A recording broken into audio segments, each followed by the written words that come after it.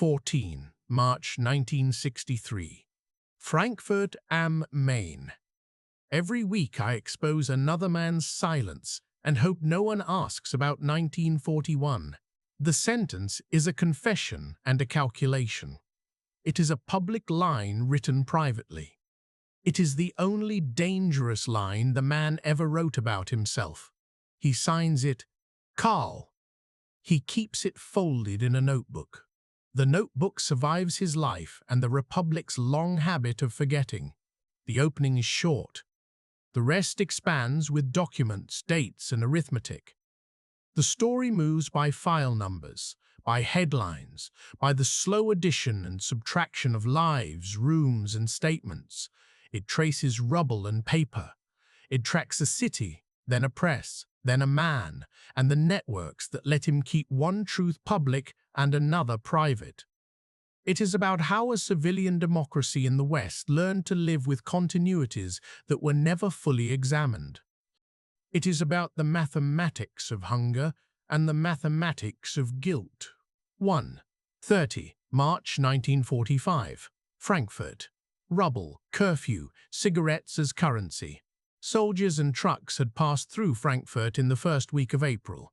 Occupation reports note the date with military neatness. U.S. forces entered Frankfurt am Main on 29 March 1945. The city smelled of smoke and wet soot. The bridges across the Main were broken or mined. The city's rail yards were wrecked. Apartment facades stood like the teeth of some ruined jaw. The immediate arithmetic was simple and cruel. The city had lost tens of thousands of its homes to bombing and combat. Food was rationed. The winter of 1945 would be one of hunger and barter.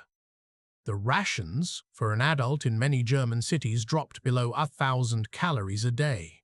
Cigarettes were currency. One occupation report from the American military government for Hessen, dated 12 April 1945, records pervasive hunger, widespread scavenging, cigarettes as the medium of exchange. The report lists curfews, passes, the disbanding of local Nazi bodies. It notes, in English-clipped German, that local press organs ceased to function. The people who cleared the rubble were women. The photograph albums and oral histories call them Trümmerfrauen.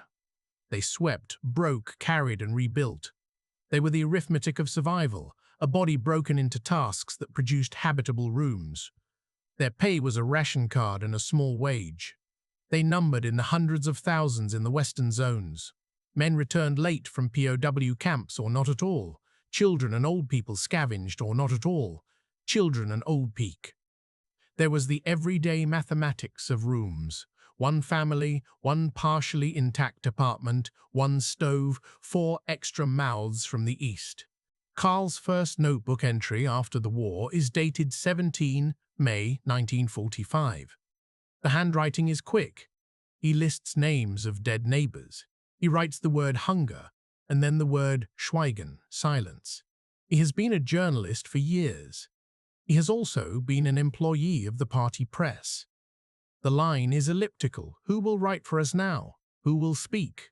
There is no elaboration. There will be many elaborations later. 2 May, August 1945. Allied occupation, fear of retribution, curfews, the opening questionnaires. The Allies came with forms. They carried lists, indices, and the first heavy exercise in paperwork the average German had ever seen. The Americans in the western zones issued the Fragebogen, the questionnaire. The British and French had their own procedures. The Soviets had another order of public violence. In the American zone, the first step was registration. Every adult was required to fill a detailed questionnaire listing party membership, positions held, awards received, and the names of associates. Spruchkammer practices begin as categorical arithmetic. The law of denazification, Spruchkammerverfahren, would, in theory, classify individuals into 5 categories: I major offenders, I offenders, offenders, 3 lesser offenders, I fee, followers, v exonerated. The categories were numbers that passed culpability into legal and administrative results: loss of pensions, removal from office, imprisonment, or return to civilian life. The process was noisy, bureaucratic, and uneven. Occupation reports show months-long delays. In a 1946 memorandum from the Office of Military Government, U.S. Zone, the officers write that the questionnaire system is overwhelmed and that stability demands moderation. The arithmetic of stability began to outbalance the arithmetic of punishment. The Cold War intruded. The Americans decided they needed trained administrators to hold order.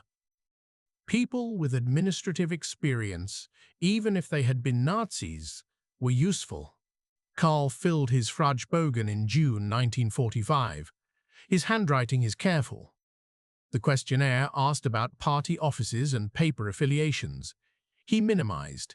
He checked the box that suggested he had been a Mitläufer, a follower.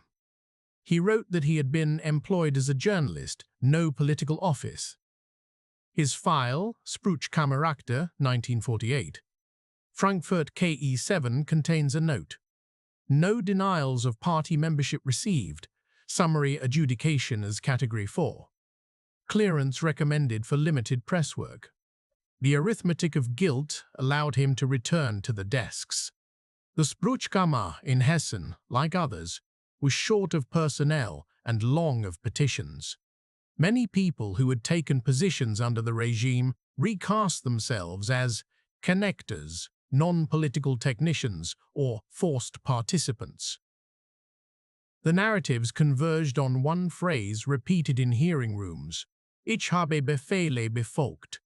I followed orders. The phrase became a bridge across the categories. 3. Winter, 1945-46. The mathematics of food and the black market. The winter after the fall of the Reich was a season of scarcity. Ration cards arrived late. Heat was short. People traded everything. The black market rewired social relationships. An occupation police report from Frankfurt, December 1945, lists fraud rings, trading with army PX goods, and notes that starvation pushes honest citizens into crime. The arithmetic here is physical: calories in, calories out, rooms allocated, rooms overcrowded. For the office worker, for Karl, survival meant cigarettes, which he obtained from an American soldier friend. He traded articles written for the military newspapers for small quantities of sugar, for a pair of boots, for rooming money. The notebooks of the period show entries like 2 Zigaretten für Mehl, 2 cigarettes for flour. The line between economy and barter defined social honor and compromised it. 4. 1945-47. Displacement, the arithmetic of mouths, wounds, and resentments. Expulsion happened in numbers that were hard to grasp, but which the Republic could not ignore. An estimated 12 million Germans were expelled from the eastern provinces between 1944 and 1950. Trains arrived in western towns filled with children wrapped in rags and bundles. Small towns that had held 3,000 people in 1939 received waves of newcomers who doubled their population within months. The arithmetic was simple and cruel.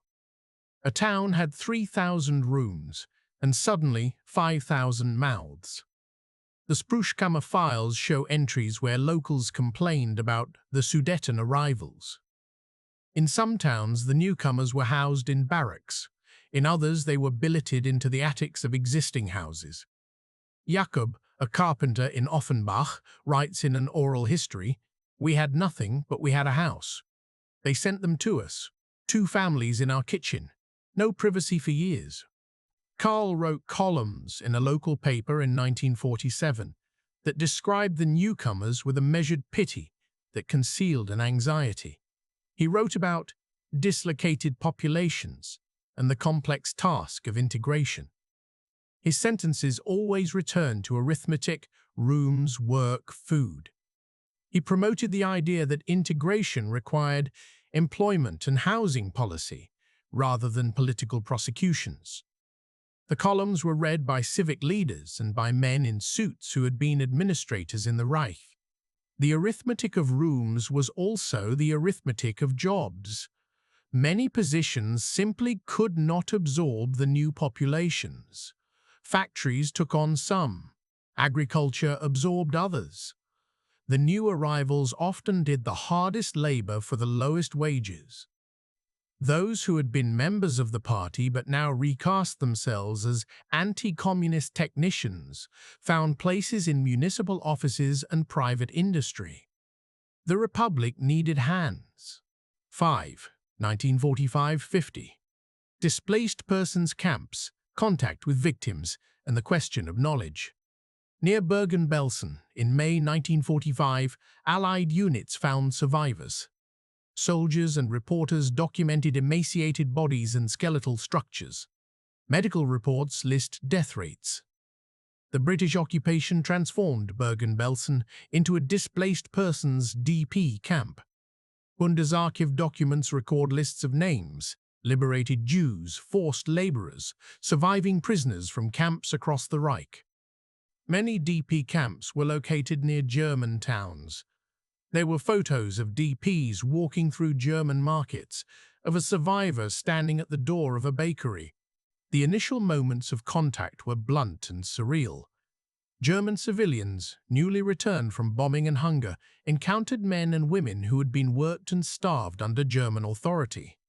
Some Germans were silent, some refused to meet the gaze, some gave bread.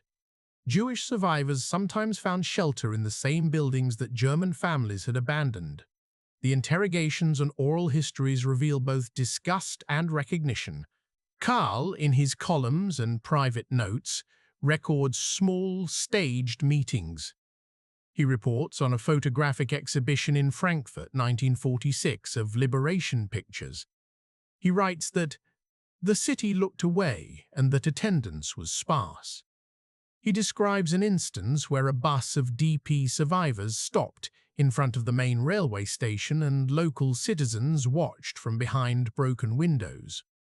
He notes that the majority of citizens preferred not to discuss what was done in their name. A June 1946 intelligence summary by the American Office of Strategic Services, the predecessor agencies filing observations in the early occupations, records widespread ignorance and purposeful misrecognition among German civilians. The file adds that many Germans treat the evidence as if it were foreign to their experience. The arithmetic of knowledge is different from the arithmetic of food. It involves denial and selective attention. It involves what will be spoken and what will be suppressed.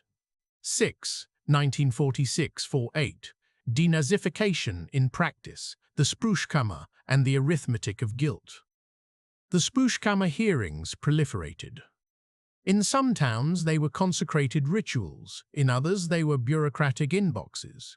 A 1947 report from the Frankfurt Sprüchkammer registers hundreds of cases processed each month. The law required hearings, witnesses, and sentences. Records show that many cases resulted in Category 4 Night 5 Quer follower, with a fine or restriction, and then a return to work. A smaller number resulted in Category 1 or 2, and consequent imprisonment or loss of pension. The mathematics of guilt in these years was political. The occupying authorities measured the cost of excluding too many administrators against the need for justice. In 1947 and 1948, amid the dawning Cold War, the Americans recategorized many former party members as necessary. Those who had expertise in infrastructure, tax, and civil service were needed to stabilize the economy. A 1948 Allied memorandum in Berlin explicitly recommended a pragmatic approach to denazification. The file uses the phrase re-education and reintegration as policy lexicon. The arithmetic weighed the number of technically skilled administrators against the potential political damage of their presence in new government. Karl's Spruchkammer file shows the same logic. He is called a follower and forbidden from holding an official political office for 2 years. He is not imprisoned. He finds work at a new paper established with Anglo-American licensing. The Neuen Zeitung was one such paper, and then moves to a privately run daily as the occupation's press policies loosen. The file includes handwritten notes from an Allied officer, Gentle, not actual perpetrator, but had function in a propaganda office. Useful skills. Recommend supervised return. The arithmetic of guilt here is not a moral calculus. It is administrative. It is sums on paper that decide who will carry the Republic forward. Many who had been ardent Nazis wrote new obituaries for themselves. Many who were simply opportunists claimed they had opposed the regime. The Spruchkammer, for all its procedures, could not capture the truth of every life. The files are pages of redactions. 7. 1948–49. The Marshall Plan and the nascent Wirtschaftswunder, the arithmetic of reconstruction. The Marshall Plan reached the Western zones in 1948. The funds, the machinery, the investments spoke in dollars and tons and factory machines. Statistics in the Wirtschaftsbericht of 1949 record increases in industrial outputs. The arithmetic of recovery was rapid at the level of goods. New factories produced radios and washing machines. The German economy, directed by a mixture of private enterprise and state steering, began a sharp rise in production in the early 1950s. But the arithmetic of social memory lagged behind. Reconstruction physically made rooms habitable again. The new workplace created jobs for many returnees and expellees. The press recast the story of 1945–50 as suffering and rebuilding. Newspapers carried photographs of cranes, and cranes held up the narrative of success. The new republic celebrated the return to civilized consumption. Karl wrote columns that celebrated reconstruction, while he also kept a private record of missing names. Colleagues who had not returned, neighbors whose rooms had been reassigned, the faces of DP survivors who had passed through the station and vanished. His public writing emphasized economic miracle and civic order. His private pages recurrently calculate what is owed and what is paid. The arithmetic of remuneration is not only monetary, it is also what silence pays. 8. 1950–55. The press remade itself. Ex-Nazi journalists, Springer, Der Spiegel. The West German press rebuilt with striking continuity. The new papers were often founded by men who had returned from exile, by Allied licensed editors, and by entrepreneurs who saw a market for a mass circulation press.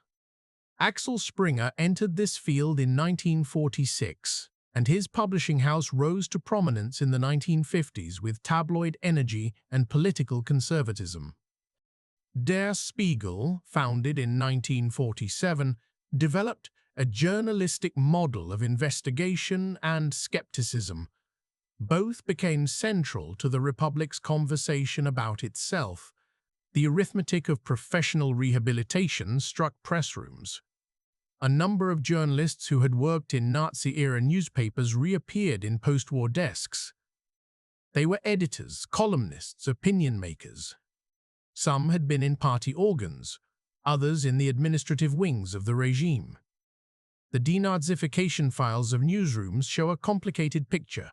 Some men had been cleared as followers, others had active roles, but were judged technically essential.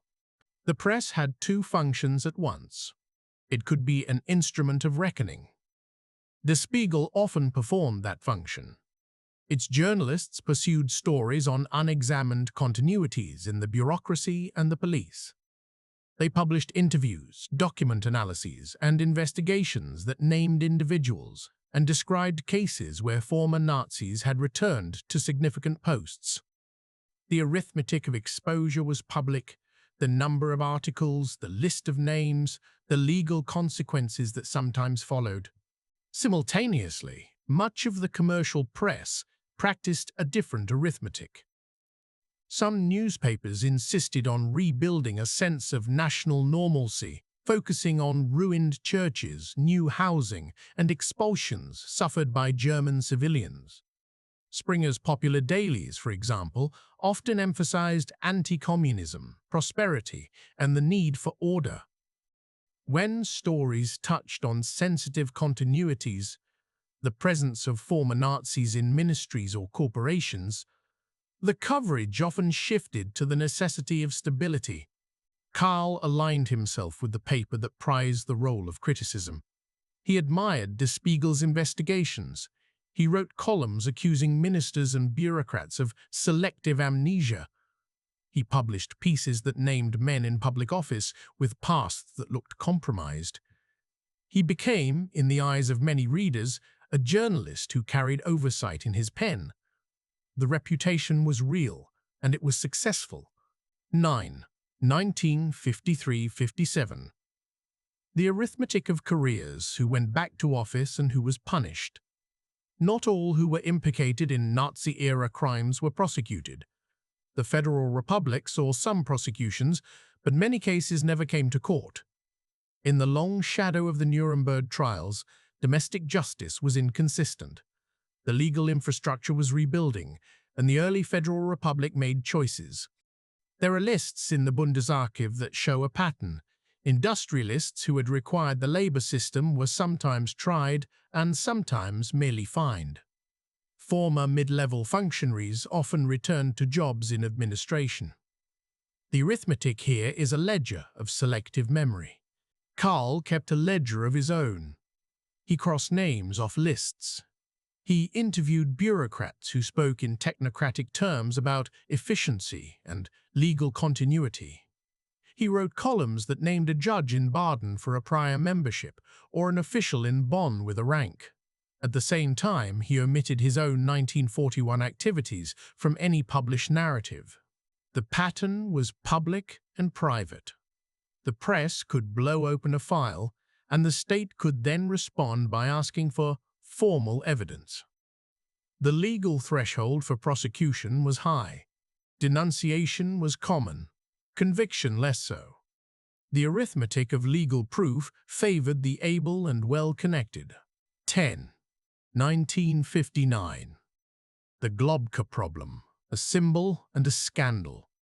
Hans Globke's name became a shorthand for the unresolved continuity between the Nazi state and the Federal Republic. Globke had been state secretary in Adenauer's chancellery. Before 1945, he had worked in the legal bureaucracy and is known to have been involved in commentary that accompanied the Nuremberg race laws. The story of Globke, though a dossier of its own, unfolded as a crisis about the Republic's willingness to accept technocratic continuity. By 1959 and into the early 1960s, journalists in Der Spiegel and elsewhere probed Globke's past. The investigations revealed documents and questioned the role of legal administrators in enabling racial policy. The press debate that followed was noisy and sometimes partisan. For conservative papers, his continued service was explained as a necessity of stability. For critical papers, it was evidence of a failed moral accounting. Karl wrote about Globke. He published columns that demanded transparency. He quoted from occupation reports and legal summaries that referenced Globke's pre-1945 writings. He took the rhetorical flaw to say that the Republic could not build a future on an unexamined past. The columns were read by parliamentarians and by his colleagues in other papers. They were also read by people who came to his office with offers and threats. 11. 1962. The Spiegel Affair, Press Freedom as Arithmetic. The Spiegel Affair of 1962 was not motivated solely by questions of continuity. It was a confrontation about freedom of the press, about state secrecy, and about the attitude of a powerful minister, Franz Josef Strauss, toward a critical journalism that probed state power. The government's reaction, arrests, raids, and censorship measures provoked massive public debate. Der Spiegel was raided. Editors were detained. The protests among journalists crystallized the idea that the press was central to democratic life. The arithmetic of authority shifted after the affair. Public opinion, measured in polls and in the scale of protests, weighed the government's actions against the indispensable role of investigative journalism. Karl watched. He saw allies in the fight for press freedom, yet he also kept his private ledger. The logic of accountability seemed to have found a new tool: the public's appetite for truth. He wrote columns defending press freedom. He wrote that the state could not be allowed to silence its critics. He did not write, anywhere in his public pieces, about the line in his 1963 notebook that began this story. He did not write about 1941. 12. The arithmetic of reinvention, ex-Nazi journalists, and new bylines. Many journalists who had worked under the Third Reich found ways to reinvent themselves. Some flattered the occupying authorities and reoriented their work toward democratic reform. Others shifted to apolitical topics: leisure, culture, sports. A third group, more politically engaged, found roots into the new party landscape, into editorial rooms, and into advertising desks. The arithmetic of employment favored those with connections, language skills, and the courage to market themselves as Europeanized. The archives contain lists. A 1951 report by the British Occupations Information Services lists names of journalists employed in the Western press, with annotations such as formerly Reichspressekammer and cleared. The notation suggests that the occupation authorities tracked continuity, but also permitted it. The press room was a patchwork of returned exiles and retooled insiders. Karl's pathway is itself a case study in reinvention. From 1946 into the 1950s, he worked steadily, moved from a small paper to a larger one, and found himself writing opinion pieces that carried moral weight. His columns critiqued the continuities. He sat in editorial meetings with men whose pasts overlapped with his. They joked about life before the war. He made small, unmistakable compromises, exchanging a harsher lead for a softer paragraph, leaving a name out of an investigation because the paper's owner advised caution. The arithmetic of survival required softening some edges. 13. Contact with victims returned, the 1950s memorials and schoolbooks. The 1950s saw a public pedagogy that emphasized the suffering of Germans in bombings and expulsions. Schoolbooks recast the past in sanitized terms. The Bundesarchiv holds copies of school curricula from the 1950s that downplay the perpetration of Holocaust crimes and emphasize national resilience. Commemoration ceremonies often focused on mourning for soldiers and victims of bombing. The memorial landscape was uneven. There were also countercurrents. Survivors and former forced laborers published testimonies in the 1950s and spoke at gatherings. A handful of documentary films and archival exhibitions attempted to show evidence of crimes. But these initiatives struggled to find broad public purchase. The arithmetic of attention favored what was immediate: rubble cleared, homes restored, children in school. Karl attended a 1955 exhibition in Frankfurt on forced labor. He reported on it. He wrote that the exhibition showed things many of us had chosen not to see. The column stood out. Yet he never followed it with an essay about his own role. The press could show photographs and testimony, but the personal connection was harder to mount publicly. 14. 1960, 6-3.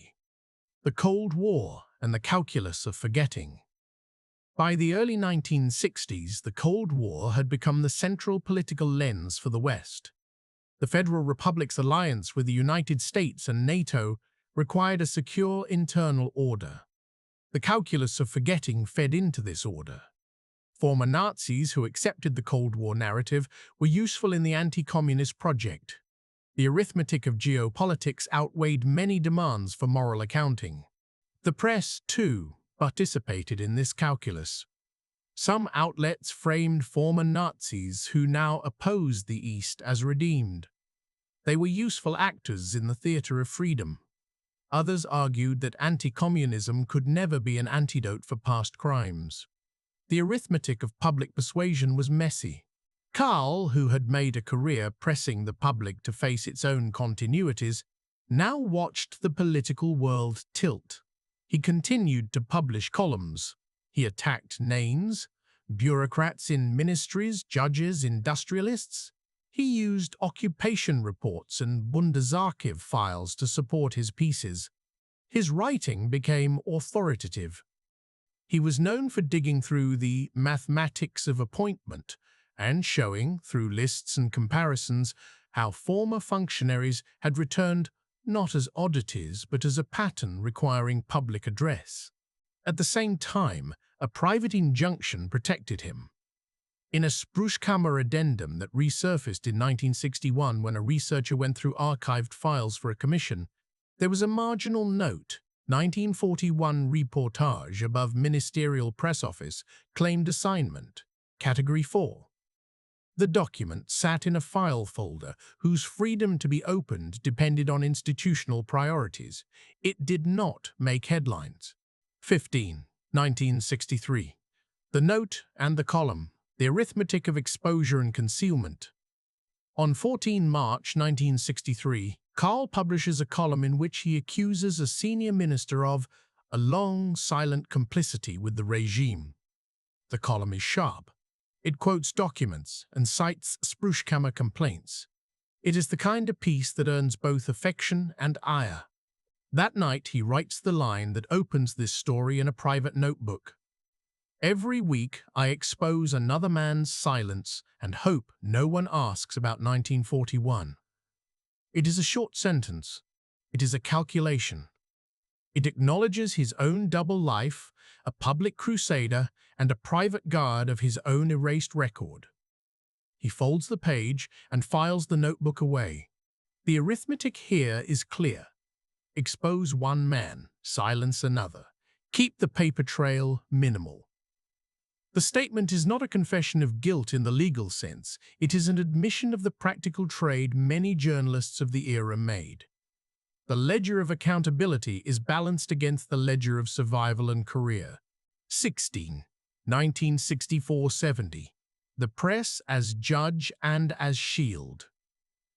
After 1963, the press continued to perform both roles. Der Spiegel and a handful of investigative reporters pursued exposures. They published names, quotes, and documents. Springer papers amplified conservative defenses. Public debates sometimes forced resignations, sometimes they did not. The Globke story lingered. The Spiegel affair had deepened conversations about freedom, and at the same moment the Republic moved toward an economic peak. The arithmetic of the nation's assets, industrial production, export figures began to dominate headlines.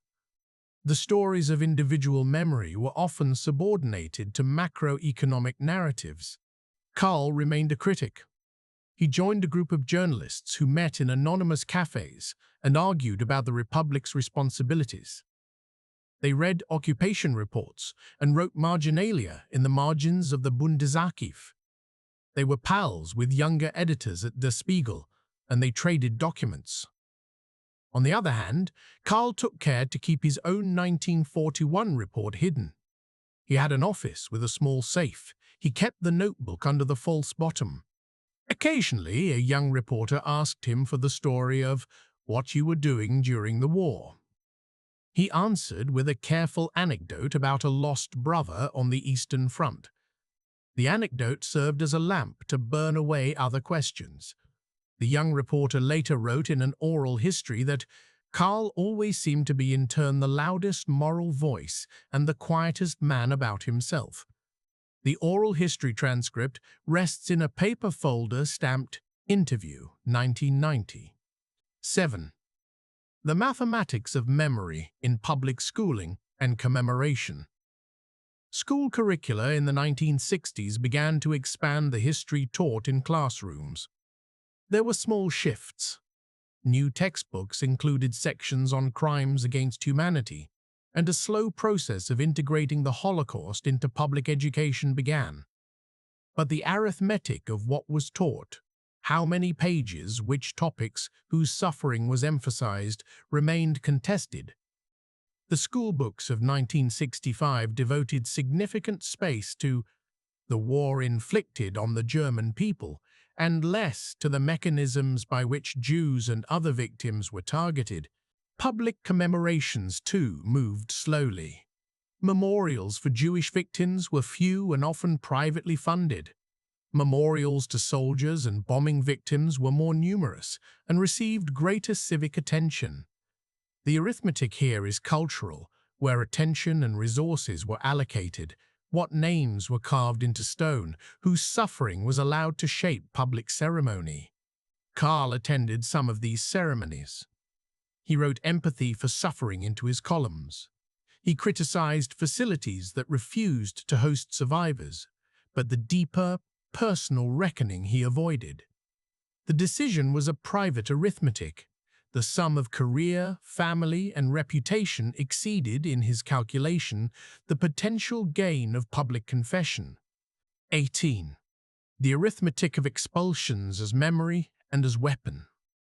In the public language of the 1950s and 1960s, the memory of expulsion from the East became a political weapon.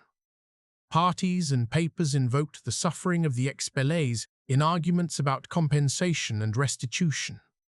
The Bund der Vertriebenen, an organization for expellés, gained political salience. The arithmetic of victims multiplied. German victims of expulsions became a large and organized constituency. The rhetorical shift had political consequences. It shaped the national discourse in ways that allowed for a narrowed focus on German suffering and less space for acknowledging German perpetration. The arithmetic of sympathy was competitive and convincing. Karl wrote about expellees with sympathy. He reported on housing shortages and unemployment among the newly arrived. He quoted municipal records to show the need for housing policy. He did not frame the expulsions alongside the earlier deportations and murders of others. His columns used numbers and empathy to generate support, but they also participated in a public story that privileged German victims. 19.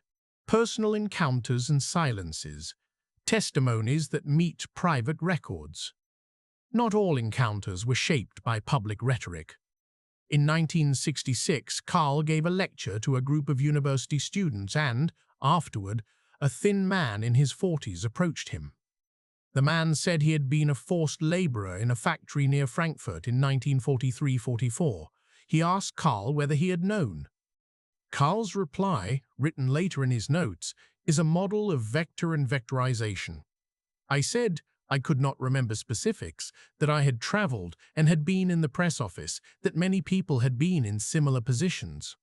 The man's story was added to a witness file now held in an oral history archive. He looked away when he spoke his own past. He looked at me when he said, "We were there."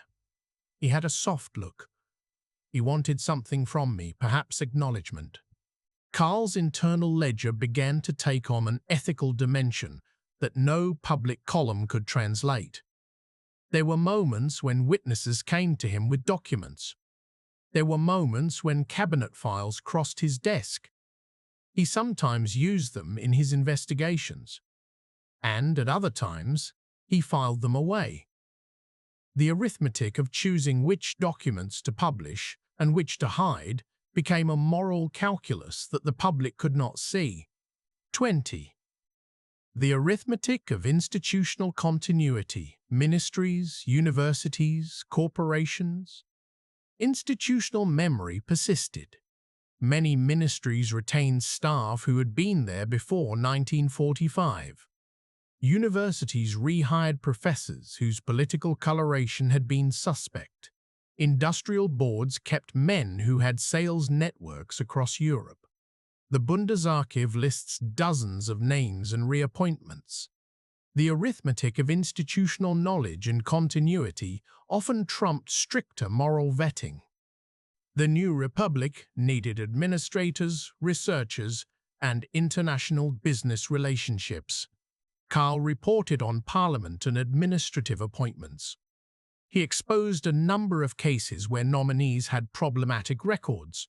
He did not, however, publish a small memo once included in his file that mentioned his own name in an internal propaganda dispatch from 1941. That memo, dated 12 December 1941, names K.M. among other journalists assigned to report on the Eastern Front's home audience. The memo's language is functional. It states assignments and a distribution list. It is an innocuous administrative record, but it is also a trace of collaboration. 21. 1970s. The slow shift, youth, inquiry, and the pressure of history. By the late 1960s and into the 1970s, a new generation demanded more rigorous examination.